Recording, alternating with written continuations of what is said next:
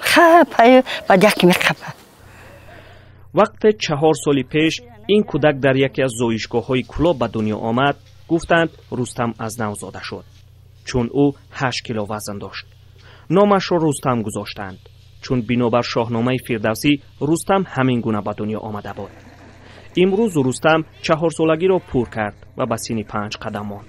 خانواده‌اش میگوید فعل رستم آنها به رستم شاهنامه مانندی دارد. قد و قامتش هم از همسالانش فرق میکند.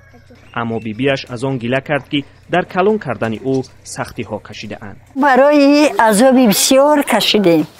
ما فقط مثال به شیری مثال اوچه شیر نداشت، شیری مغازین مثال چی نمیکرد. با رستم 2 مادر شیر داده است، اما شیر 2 مادر هم به او بسندگی نمیکرده است. برایش شیر گاو و بوز هم میداده اند.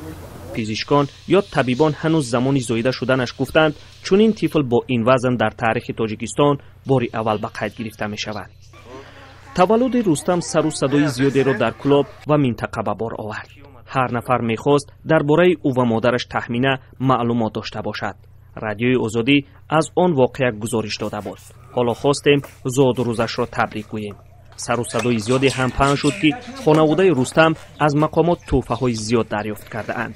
اما بیبی رستم گفت که گرفتن تحفه یک طرف است، حتی از مقامات کسی به سراغشان نآمد.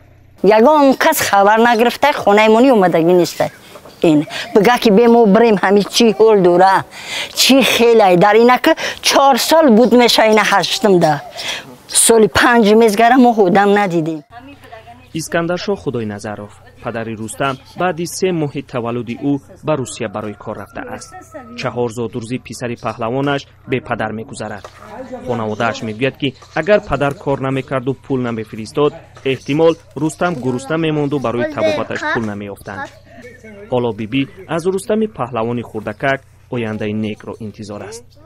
محمود جان رحمتزاده، آزادی، کلاب. بچه جان دل جان گفتم چه خواهم گفتم